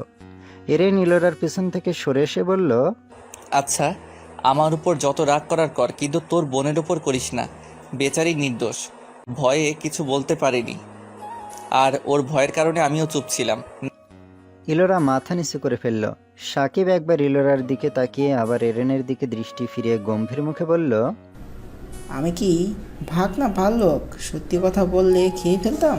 না, কিন্তু তখন তোরা উল্টো ওর দোষী দেখতি, কারণ ওর ভুলের কারণেই সেদিন অমন বিপদে পড়তে হয়েছিল। হয়তো বলতি ও রাগ দেখিয়ে রাত দুপুরে বাসা থেকে না বেরোলে এমন ঘটনা ঘটতো না। আবার অ্যাক্সিডেন্টলি বিয়ে হওয়ার কারণে না মেনে ছাড়িয়েও নিয়ে পারতি। প্রথম দিকে ও তোদের বকাশোনার ভয় বলেনি, তখন অবশ্য আমরা দুজনেই বিয়েটা মানতে পারিনি। কিন্তু ভার্সিটিতে দেখা হওয়ার পর আস্তে আস্তে মেনে নিয়েছি। আর পরেও তোদের বলেনি ছাড়ার ভয়ে। তাই ভেবেছিলাম আঙ্কেল ওর পছন্দের কথা শুনলে বিয়েটা আটকাবে, কিন্তু তাও হলো না। ও কোনো সিদ্ধান্ত নিতে পারছিল না, কারণ ও না নিজের ফ্যামিলি ছাড়তে পারবে আর না আমাকে। আর আমিও চাইনি তোরা ওকে ভুল বুঝিস। সাকিব তাচ্ছিল্যের হাসি মুখে টেনে বলল, লাইক সিরিয়াসলি, আমার নিজের বোন আর বেস্ট ফ্রেন্ড, এতগুলো বছরে আমাকে এইটুকু চিনেছিস? এইটুকু কি বলছি, চিনতেই তো পারিনি। তুই ভুল বুঝছিস সাকিব, আমাদের দিক থেকে একবার ভেবে দেখ। ভাবাভাবির সময় নেই, ইলোকে নিয়ে আমার বাড়ি ফিরতে হবে। ইলোরা চমকে উঠে এরেনের দিকে অসহায় মুখে তাকালো। এরেন গম্ভীর মুখে বলল, ওকে নিতে পারবি না? সাকিব ভুরুকুসকে প্রশ্ন করল, আটকাবে কে? ওর হাজব্যান্ড। আচ্ছা, কেন আটকাবে? কেন মানে? আমার বউয়ের অন্য কারোর সাথে বিয়ে হবে আর আমি হাত পা গুটিয়ে বসে থাকবো? চেষ্টা তো কম করিনি। কোনো চেষ্টাই যখন সফল হয়নি তখন আটকেই রাখবো? আমার সামনেই আমার বোনকে আটকে রাখার কথা বলছিস? তোর বোনটা আমার বউ। তুই যেমন নিজের বোনের কষ্ট দেখতে পারিস না, আমিও তেমনি আমার বউয়ের কষ্ট দেখতে পারি না। আর এই মুহূর্তে আমি তোকে শ্যালক না, বন্ধু হিসেবে বলছি। পরিস্থিতিটা বোঝার চেষ্টা কর। সাকিব মৃদু হেসে মাথা দোলালো। তারপর এগিয়ে গিয়ে ইলোরার এক হাতে মুঠোয় নিয়ে বলল, চল। ইলোরা ভীত সন্ত্রস্ত হয়ে এরেনের মুখের দিকে তাকালো। এরেন বলল, আমি কোনো ঝামেলা করতে চাইছি না, তবে বিয়েটা আমি হতে দিব না, ভেবেচিন্তে নিয়ে যা। সাকিব মৃদু হাসি মুখে ঝুলিয়ে ইলোরাকে নিয়ে দরজার দিকে পা বাড়াতে বাড়াতে বলল, ছোটবেলা থেকে আমার বোনের ভালোটাই আমি ভেবে এসেছি, এবারও তার ব্যতিক্রম নয়। ইলোরা ঘাড় ঘুরিয়ে ছলছল চোখে এরেনের দিকে তাকালো। এরেন চুপ মেরে দাঁড়িয়ে আছে। এই মুহূর্তে এরেনের এমন নিশ্চুপ থাকাটা ইলোরার কাছে মোটেও ভালো লাগলো না। তার কেবলই মনে হতে লাগলো সম্পর্কের পূর্ণতাতেই সমাপ্তি ঘটল। বাড়িতে ঢোকার সঙ্গে সঙ্গে মালিহা বেগম ইলোরাকে দেখে তেড়ে এলেন, কিন্তু সাকিব বাধা দিয়ে বলে দিল, ইলোরার গায়ে হাত তোলা তো দূর, কেউ যেন ওকে জেরাও না করে। সাজিদ হোসেন চুপচাপ বসেছিলেন। আদরের মেয়ের এমন একটা কাণ্ড তিনি কোনোভাবেই মেনে নিতে পারছেন না। আবার ছেলের ওপরও তার ভরসা আছে। ছেলে যখন চুপ থাকতে বলেছে তো তার অবশ্যই কোনো কারণ আছে। ডালিয়া আর ইলোরাকে ভেতরে পাঠিয়ে দিয়ে সাকিব বাবা মায়ের সাথে আলোচনায় বসলো। সে প্রথমেই বলে বসলো, বিয়েটা ক্যান্সেল করে দাও। সাজিদ হোসেন আর মালিহা বেগম বিস্ময় নিয়ে ছেলের মুখ পানে তাকিয়ে রইলেন। সাজিদ হোসেন বললেন, এসব কি বলছিস? মালিহা বেগম বললেন, কাল গায়ে হলুদ আর আজ বিয়ে ভাঙার কথা বলছিস, মাথায় কি ঢুকেছে তোর? সাকিব গম্ভীর মুখে বলল, পাকা কথা বলার আগে ইলুর মত জানাটা দরকার ছিল, কিন্তু আমরা কেউ সেসব পাত্তা দেইনি। এটা আমাদের অনেক বড় ভুল।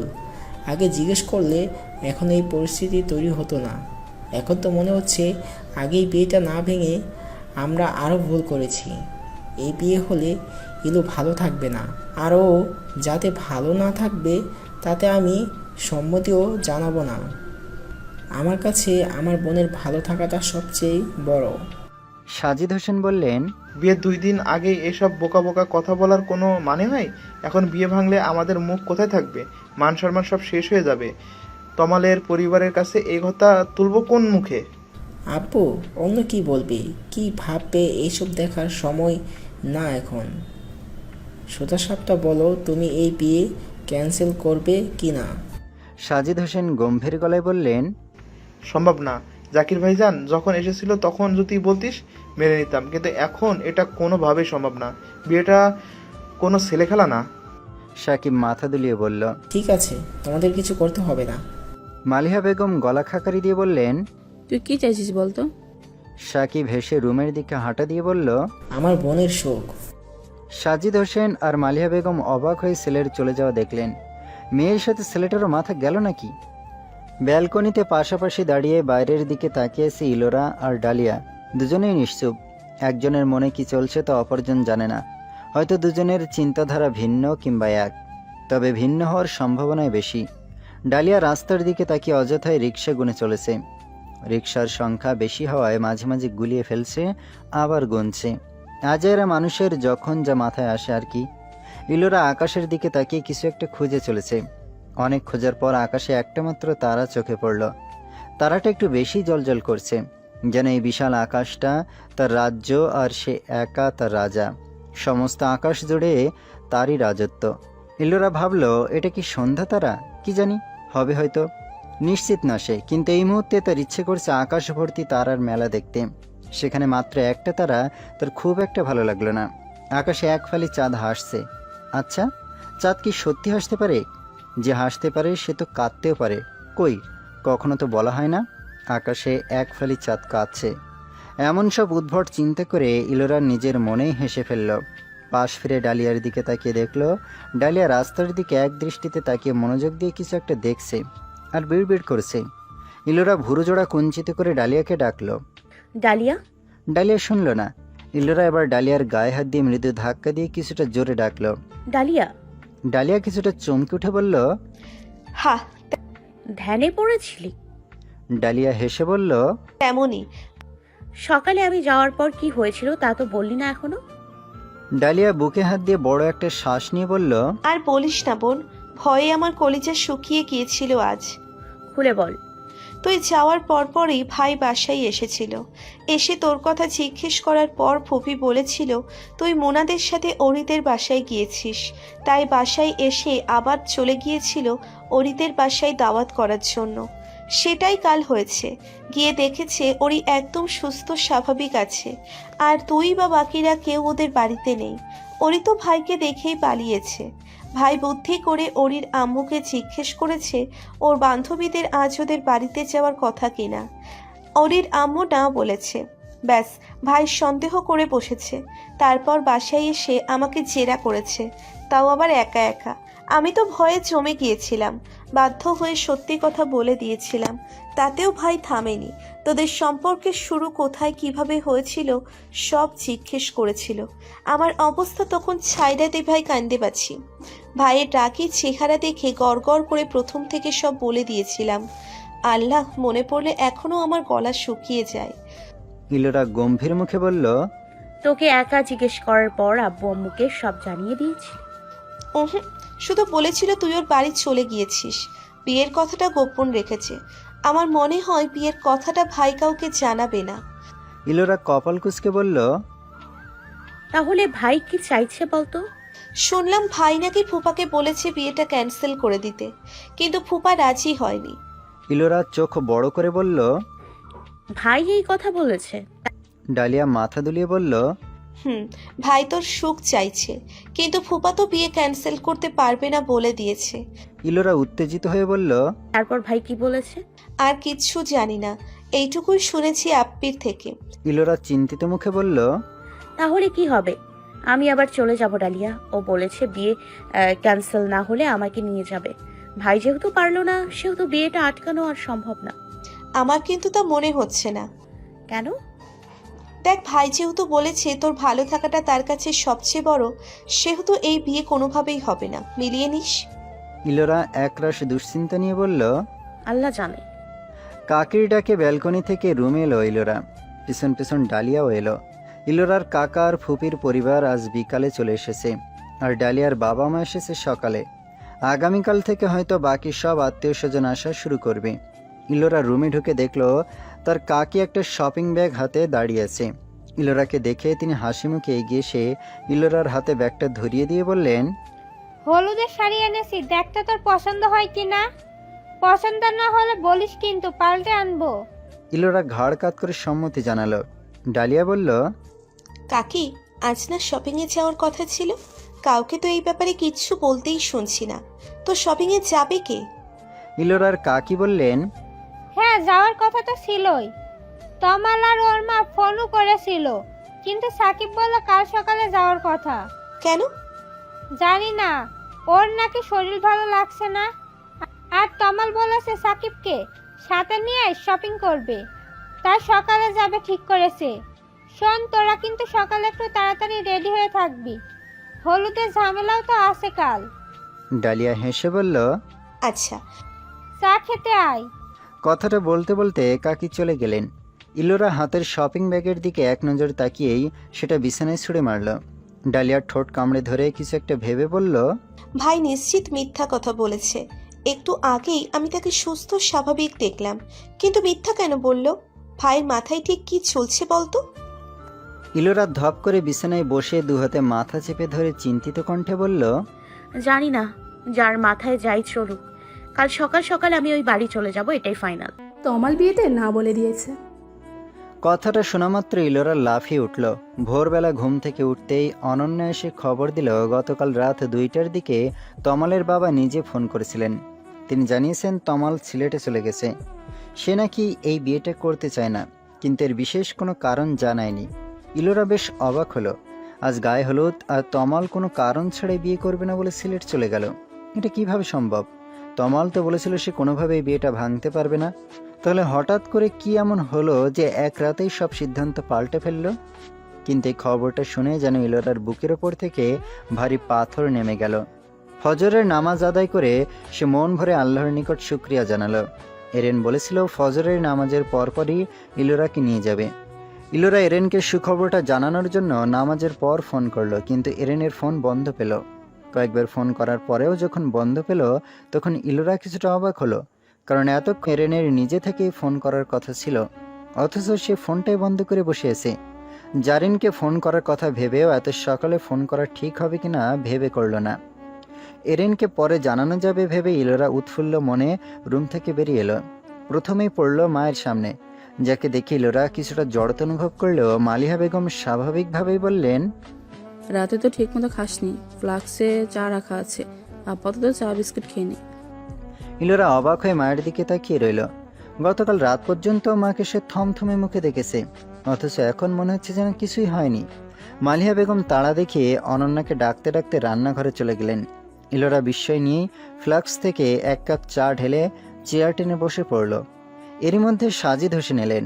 বাবাকে দেখে ইলোরা মাথা নিচু করে ফেলল। বুকটা ধুক ধুক শব্দ করতে লাগলো। কেমন যেন ভয় ভয় লাগছে। এরেনের সাথে সম্পর্কের কথা জানানোর পর থেকে এখনো পর্যন্ত সে তার বাবার সামনে খুব একটা পড়েনি, আর আজ তো আকস্মিকভাবে বিয়েটাও ভেঙে গেল। ইলোরাকে অবাক করে দিয়ে সাজিদ হোসেন বললেন, আমাকে 1 কাপ চা দে তোমা। ইলোরা চট করে মাথা তুলে তাকালো। সাজিদ হোসেন নির্লিপ্ত ভঙ্গিতে চেয়ার টেনে আয়েশ করে বসলেন। ইলোরা চেহারায় বিস্ময় নিয়েই 1 কাপ চা ঢেলে বাবার দিকে এগিয়ে দিল। সাজিদ হোসেন চায়ের কাপে চুমুক দিয়ে প্রশ্ন করলেন, তোর আব্বু কোথায়? ইলোরার যেন হুঁশ ফিরল। সে আমতামতা করে বলল, আম্মু তো রান্নাঘরে। ইলোরা ভালোভাবে তাকাতেই দেখল সাজিদ হোসেন যতটা দ্রুত সম্ভব চা পান করছেন, অথচ প্রতিদিন তিনি খুব আরামসে চা পান করেন। ইলোরার মনে প্রশ্ন জাগলেও সে চুপ রইল। সাজিদ হোসেন মাত্র 4-5 মিনিটেই চা শেষ করে উচ্চস্বরে মালিহা বেগমকে ডাকলেন। ডাক শুনে মালিহা বেগম হন্তদন্ত হয়ে ছুটে এলেন। সাজিদ হোসেন চেয়ার ছেড়ে উঠে দাঁড়িয়ে মালিহা বেগমকে বললেন, আমি ভাইজানকে নিয়ে বাজারে যাচ্ছি। সাকিব এখনো ঘুম থেকে ওঠেনি? মালিহা বেগম বললেন, না, আমি এখনই উঠতে বলছি। ভাইজান কোথায়? বাইরে আছে মনে হয়। সাকিবকে তাড়াতাড়ি জাগাও, কাজ ফেলে ঘুমাইলে তো আর হবে না। বলতে বলতে সাজিদ হোসেন প্রস্থান করলেন। ইলোরা ভ্রুকুটি করে ভাবল, বিয়ে তো হচ্ছে না, তাহলে এত কাজ কিসের? বিয়ের ব্যাপারটা নিয়ে তো কেউ কিছু বলছেও না, এতক্ষণে তো হুলস্থুল কাণ্ড ঘটার কথা। ইলোরা গিয়ে ডালিয়াকে ব্যাপারটা বললে ডালিয়াও কিছু জানে না বলল। এরেনকে আবারও ফোন করে সেই বন্ধই পেল। ইলোরা কিছুটা বিরক্ত হলো। সকালে খাবার টেবিলেও সবাইকে স্বাভাবিকভাবেই হাসি গল্প করতে দেখে ইলোরা প্রশ্নভরা দৃষ্টিতে শুধু সবার মুখের দিকে তাকিয়ে রইল। তার বিস্ময় আরও বাড়ার কারণ হচ্ছে সবাই তার সাথে স্বাভাবিকভাবেই কথা বলছে। বিয়ে ভাঙা নিয়ে কারো কোনো মাথা ব্যথাই নেই, যেন এটা তেমন কোনো ব্যাপারই না। খাওয়া দাওয়া শেষ করে সাকিব বলল, অনু, মিতি, ডালিয়া আর তানিয়া রেডি হয়ে নে, মার্কেটে যাব। কথাটা বলেই সাকিব দ্রুত পায়ে হেঁটে রুমে চলে গেল। ডালিয়া প্রশ্ন করল, এতজন নিয়ে মার্কেটে যাবে কি করতে? অনন্যা বলল, কেন, তোর যেতে সমস্যা আছে? ডালিয়া বলল, না, কিন্তু বিয়েটা তো হবে না, তাহলে হঠাৎ মার্কেটে যাবে কেন? আরে আপি থামো তো, যেই জন্যই যাক আমরা ফ্রিতে শপিং করতে পারবো, সো মুখ বন্ধ রাখো। ডালিয়া ইলোরার দিকে তাকালো। ইলোরা ফ্যালফ্যাল করে সবার মুখের দিকে তাকিয়েছে। সবকিছুই তার মাথার উপর দিয়ে চলে যাচ্ছে। হঠাৎ করেই তার মনে আশঙ্কা জাগলো, সবাই তাকে বোকা বানাচ্ছে না তো? এমন নয় তো যে বিয়ে হবে না বলে তাকে শান্ত রেখে ঠিক সময় মতো বিয়েটা হয়ে যাবে? নিজের মনের আশঙ্কা থেকেই ইলোরা অনন্যাকে প্রশ্ন করলো, কি ব্যাপার বলো তো আপনি, হচ্ছেটা কি এসব? বিয়েটা কি সত্যি সত্যি ভেঙে গেছে নাকি সব মিথ্যে? অনন্যা হেসে বলল, মিথ্যে কেন হবে, আমার জানা মতো বিয়েটা হচ্ছে না। তাহলে সবাই মিলে মার্কেটে যাওয়ার কারণ? তোর ভাইয়ের ইচ্ছে। কই, আমাকে তো বললো না। রাগ করিস না, হয়তো এখনো তোর উপর অভিমান করে আছে। অনন্যার কথাতে ইলোরা শান্ত হতে পারল না। তাকে রেখে সবাই মার্কেটে চলে গেল। আর সে বসে বসে এরেনকে ফোনের ওপর ফোন করতে লাগলো। মার্কেট থেকে ফেরার পর সবার হাতে এত এত শপিং ব্যাগ দেখে ইলোরা হাঁ হয়ে গেল। দৌড়ে গিয়ে ডালিয়াকে জিজ্ঞেস করলো, এত শপিং ভাই করেছে? ডালিয়া বলল, হ্যাঁ, সবার জন্য শপিং করেছে। ইলোরা অবাক হয়ে বলল, সবার জন্য এত টাকা খরচ করতে দিল আব্বু? কি হচ্ছে কিছুই তো বুঝতে পারছি না। আচ্ছা, আমার জন্য কোনো শপিং করেনি? ডালিয়া মুখ কালো করে বলল, না তো, কিন্তু কি হয়েছে জানিস? কি? রনি ভাইয়া আর আপিকে নিয়ে ভাই আলাদা শপিং করেছে, কিন্তু কি এত শপিং করেছে আমরা দেখিনি। দেখে তো মনে হয়েছে পুরো মার্কেটই উঠিয়ে নিয়ে এসেছে। ইলোরার কপালে সূক্ষ্ম ভাঁজ পড়ল। সে সন্ধিহান কণ্ঠে বলল, আমার অগোচরে কিছু হচ্ছে না তো ডালিয়া? বিয়েটা কি হবে তাহলে? কি জানি, আমিও কিছু বুঝতে পারছি না। ইলোরার সন্দেহ মাথা ছাড়া দিয়ে উঠল তখন, যখন বাড়িতে আরও আত্মীয় স্বজন আসা শুরু করলো। এমনকি ডেকোরেশনের লোকজনও এসে বাড়ি সাজানো শুরু করলো। ইলোরা অস্থির হয়ে উঠল। হন্তদন্ত হয়ে ছুটে গেল সাকিবের খোঁজে। সাকিব তখন বাড়িতে ছিল না, তাই সে অনন্যার কাছে গিয়ে উত্তেজিত হয়ে বলল, আপি, তুমি না বলেছিলে বিয়ে ভেঙে গেছে, তাহলে এসব কি? তোমরা মিথ্যে কথা বলে আমাকে আটকে রেখেছো। অনন্যা দায়সারাভাবে জবাব দিল, তোর ভাইকে জিজ্ঞেস কর গিয়ে। ইলোরা তেতে উঠে বলল, মানে কি? তোমার বলতে সমস্যা কি? আমি তো বলেই দিয়েছি আমি বিয়ে করব না। তাহলে সবাই আমার সাথে ভালো ব্যবহার করে আমাকে আটকে রেখে বিয়ে দেওয়ার চিন্তায় আছে।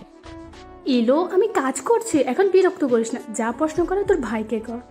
ইলোরা কাঁদো কাঁদো গলায় বলল, ভাই বাড়িতে নেই, তুমি জানো না ভাই আর আব্বু কি করেছে? অনন্যার থেকে আর কোনো জবাব না পেয়ে ইলোরা হতাশ হয়ে মায়ের কাছে গেল। কিন্তু মাকে কিছু জিজ্ঞেস করার সাহসে জুগিয়ে উঠতে পারল না। মামিকে কিছু জিজ্ঞেস করার আগেই তিনি কড়া গলায় বললেন, অগত্যা ইলোরা রুমে যেতে বাধ্য হলো। তার ফুফাতো বোনের পিচ্চি মেয়েকে ডেকে জিজ্ঞেস করলো, বাবু, তোমরা আজ আমাদের বাড়িতে কেন এসছো জানো? পিচ্চিটা গোল গোল চোখ করে তাকিয়ে বলল, হ্যাঁ, তোমার তো আজকে গায়ে হলুদ। আম্মু বলেছে আজ আমায় সন্ধ্যায় হলুদ ছেলে পরিয়ে দিবে। আচ্ছা যাও তুমি। কথাটা বলে ইলোরা গলা উঁচিয়ে মিথিলাকে ডাকলো। মিথিলা নাচতে নাচতে রুমে এসে বলল, আপি কিছু বলবে? ইলোরা দৌড়ে গিয়ে মিথিলার হাত ধরে বলল, মিথি, তুইও সবার মতো চুপ থাকবি। মিথিলা জোরপূর্বক হেসে বলল, তুমি এত উত্তেজিত হচ্ছ কেন আপি? এত চিন্তা করো না, আমাকে আম্মু ডাকছে। মিথিলা এক প্রকার পালিয়ে গেল। ইলোরার বুকটা অজানা আশঙ্কায় কেঁপে উঠল। চোখের কোণে চিকচিক পানি নিয়ে সে আবার এরেনের নাম্বারে ডায়াল করলো। না, সেই বন্ধই বলছে। ইলোরা অধৈর্য হয়ে জারিনকে ফোন করলো। প্রথমবার রিং হয়ে কেটে গেল। পরের বার জারিন রিসিভ করলো, কিন্তু ইলোরা কিছু বলার আগে জারিন গড়গড় করে বলল, ভাবি একটু ব্যস্ত আছি ভাবি, ফ্রি হয়ে তোমাকে কল করছি, কিছু মনে করো না প্লিজ। জারিন ফোন কেটে দিল। ইলোরা দিশেহারা হয়ে তখনই বাড়ি থেকে পালানোর সুযোগ খুঁজতে লাগলো, কিন্তু তার মামাতো চাচাতো বোনেরা এসে তার সাথে গল্প জুড়ে দিল। তাদের জন্য ইলোরা রুম থেকে বেরোনোর সুযোগই পেল না। দেখতে দেখতে দুপুর গড়িয়ে বিকেল হয়ে গেল, কিন্তু পুরো সময়ে ইলোরার রুমে কেউ না কেউ এসে বসেছিল।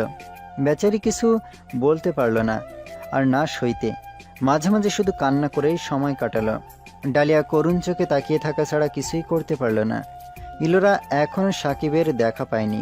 শুধু সাকিব না, বড়রা কেউই তার সামনে আসছে না। তার ধারণা তার বাবা সবাইকে দিয়ে তাকে পাহারায় রাখছে। বিকেল 5টায় ইলোরার বন্ধুরা সবাই চলে এলো। তাদের দেখে ইলোরা ফুপিয়ে কেঁদে উঠল, কাঁদতে কাঁদতে হেসকি তুলে ফেলল। বান্ধবীরা সবাই মিলে তাকে সান্ত্বনা দেওয়ার চেষ্টা করলো। তা দেখে ডালিয়া অবাক হয়ে বলল, তোরা ওকে সান্ত্বনা দিচ্ছিস কি মনে করে? আরে ও তো ওই লোকটাকে বিয়ে করতে পারবে না। আর তোরা সবাই তো গতকাল ওকে পালাতে হেল্প করলে, তাহলে এখন সুর পাল্টাচ্ছিস কেন? তাহসিন বলল, এরপর যে আমরা এই বাড়িতে এসেছি এটাই বেশি। আন্টি আঙ্কেল আর সাকিব ভাই কি ভেবেছে আল্লাহ জানে।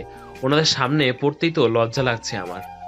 ডালিয়া বলল, এক কাজ করি, চল ইলোকে কোনোভাবে আবার পালাতে হেল্প করি। অরিশা আতকে উঠে বলল, একদম না, এমনিতেই আমি আম্মুর থেকে এক গাদা বকা শুনেছি। আব্বু তো আমাকে আজ এখানে আসতেই দিতে চায়নি, অনেক কষ্টে রাজি করেছি। আবার একই কাজ করলে আমার খবর আছে। ইলোরা করুণ কণ্ঠে বলল, তাহসিন তুই একটু খোঁজ নিয়ে দেখ না ওর কি হয়েছে। আমার মনে হয় ওর জ্বরটা আরো বেড়েছে। জারিন আপু ফোন তুলছে না। তাহসিন মন খারাপ করে বলল, আমি কিভাবে খোঁজ নিব বল? আমি তো আর এই মুহূর্তে ভাইয়ের বাসায় থাকতে পারবো না। ইলোরার কান্নার তোড় আরও বেড়ে গেল। আত্মীয় স্বজনরা ভাবলো বাপের বাড়ি ছেড়ে চলে যাওয়ার দুঃখে মেয়ে কেঁদে ভাসাচ্ছে। সন্ধ্যার পর সাকিবের দেখা মিলল। সে কয়েকটা শপিং ব্যাগ নিয়ে রুমে ঢুকলো। সেগুলো ডালিয়ার হাতে দিয়ে বলল, তাড়াতাড়ি রেডি করবি, বেশি সময় যেন না লাগে। বাইরের সব অ্যারেঞ্জমেন্ট হয়ে গেছে, হলুদের অনুষ্ঠান সাধে হবে।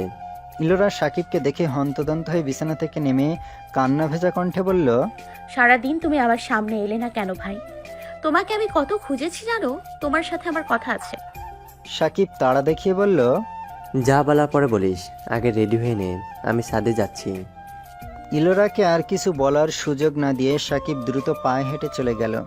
ইলোরা পিছু ডেকেও হতাশ হলো। তাহসিনও সাকিবের পিছন পিছন চলে গেল। ইলোরার অনিচ্ছা সত্ত্বেও তাকে এক প্রকার ধরে বেঁধেই সবাই মিলে শাড়ি পরিয়ে দিল। আত্মীয় স্বজনদের কথায় ভয় ইলোরা বেশি বাড়াবাড়িও করতে পারল না। ইলোরার কান্নার কারণে বেশি সাজানো সম্ভব হলো না। হলুদ শাড়ি পরিয়ে হালকা সাজিয়ে তাজা ফুলের গহনা পরিয়ে দিল। সারা বাড়ি ডেকোরেশন করা হয়ে গেছে। আত্মীয় স্বজনে বাড়ি ভর্তি হয়ে গেছে। এক একজনের চেঁচামেচিতে কানে তালা লাগানোর মতো অবস্থা। অথচ ইলোরা যেন অনুভূতি শূন্য। এরেনের চিন্তায় তার মাথা ছেড়ে যাচ্ছে। মানুষটার সাথে কাটানো এক একটা মুহূর্তের কথা মনে করে ইলোরা শিউরে উঠল। মানুষটার প্রত্যেকটা স্পর্শ এখনও তার শরীরে লেগে আছে। আর সে কিনা অন্য এক লোকের জন্য গায়ে হলুদ মাখবে? কোনোভাবেই এটা সম্ভব না তার পক্ষে। এমনই বিভিন্ন চিন্তার পরে যখন ইলোরাকে সবাই ছাদে নিয়ে যাওয়ার প্রস্তুতি নিল, তখন সে গো ধরে বসল। সে কোনোভাবেই শরীরে হলুদ ছোঁয়াবে না, আর এই বিয়েও করবে না। বান্ধবীরা ইলোরাকে ছাদে নিতে ব্যর্থ হয়ে সাকিবকে ডেকে আনলো। সাকিব আসতেই ইলোরা সাকিবের এক হাত মুঠোয় চেপে ধরে ফুপিয়ে উঠে বলল, ভাই তুমি তো সব জানো, তবু এমন কাজ কিভাবে করছো?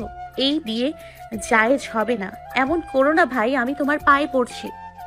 কথাগুলো বলতে বলতে ইলোরা নিচু হয়ে সাকিবের পা ছুতে যেতেই সাকিব খপ করে ইলোরাকে ধরে সোজা করে দাঁড় করিয়ে দিল। তারপর গম্ভীর মুখে ছোট একটা দীর্ঘশ্বাস ফেলে পকেট থেকে ফোন বের করলো। ফোনটা ইলোরার দিকে এগিয়ে ধরতে ইলোরা প্রশ্নভরা দৃষ্টিতে তাকিয়ে রইল। সাকিব বলল, ব্যালকনিতে যা। ইলোরা ফোনের স্ক্রিনের দিকে তাকাতেই এক ঝটকা খেল। দ্রুত পায়ে ব্যালকনিতে গিয়ে দরজা আটকে দিল। তারপর ফোনটার সামনে ধরে সে উত্তেজিত হয়ে বলল, তুমি কোথায়? ফোন বন্ধ কেন তোমার? ঠিক আছো তো তুমি? জ্বর আরো বেড়ে গেছে? জানো আমি তোমাকে সারা দিন ধরে ফোন করেছি। সবাই আমাকে মিথ্যে বলে আটকে রেখেছে। ওই লোকটার সাথেই আমার বিয়ের আয়োজন করা হয়েছে। প্লিজ আমাকে নিয়ে যাও না, আমি আর থাকতে পারছি না এখানে। দেখো আমাকে জোর করে গায়ে হলুদের জন্য সাজিয়েছে, আমি হলুদ ছোঁয়াবো না। সঙ্গে সঙ্গে এরেন চোখ বড় বড় করে বলল, হলুদ ছোঁয়াবে না মানে? দেখো আমাকে হলুদ মাখিয়ে সবাই ভূত বানিয়ে ছেড়েছে, তোমাকেও হলুদ মাখতেই হবে। আমার একার অত্যাচার আমি মানব না। ইলোরা এতক্ষণে খেয়াল করলো এরেনের সারা শরীর হলুদে মাখামাখি। মুখে বোধহয় পানির ছিটা দিয়েছে, তাই চেহারাটা দেখে চেনা যাচ্ছে। ইলোরা অবাক হয়ে ফ্যালফ্যাল করে তাকিয়ে রইল। এরেনের কথার আগামাথা তার মাথায় ঢুকলো না। এরেন ঠোঁট কামড়ে হেসে বলল, এভাবে তাকিয়ে আছো কেন ইলোনি? তুমি জানো হলুদের সাথে তোমাকে কতটা সুন্দর লাগছে। ইচ্ছে করছে এখনই গিয়ে আমার বুকের মধ্যে ঢুকিয়ে রাখতে। ইলোরা কাঁপা কাঁপা গলায় বলল, তুমি হাসছো এমন পরিস্থিতিতে? আমাকে নিয়ে যাবে কখন? আরও 5 মাস পর। এরেনের এমন উত্তরে ইলোরা শিউরে উঠে কিছুটা জোরে বলে উঠল, মানে ততদিনে ওই লোকটার সাথে আমার বিয়ে হয়ে যায়, বাচ্চা হয়ে যাবে। তো? এরেনের দায় সারা কথা ইলোরা ভাঙা গলায় বলল, তো মানে তুমি ঠিক আছো তো? এত স্বাভাবিকভাবে কথা বলছো কিভাবে? এতক্ষণ ঠিকই ছিলাম, কিন্তু এখন দুঃখে পাগল হয়ে যেতে ইচ্ছে করছে। আমার বউ কিনা আমাকে বিয়ে করতে চাইছে না, তার জন্য আমি এভাবে হলুদ মেখে ভূত হলাম। ইলোরা থমকে গেল, বিস্মিত কাঁপা গলায় বলল, তার মানে? এরেন মৃদু হাসল, তারপর গলা ঝাড়া দিয়ে স্বাভাবিকভাবেই বলল,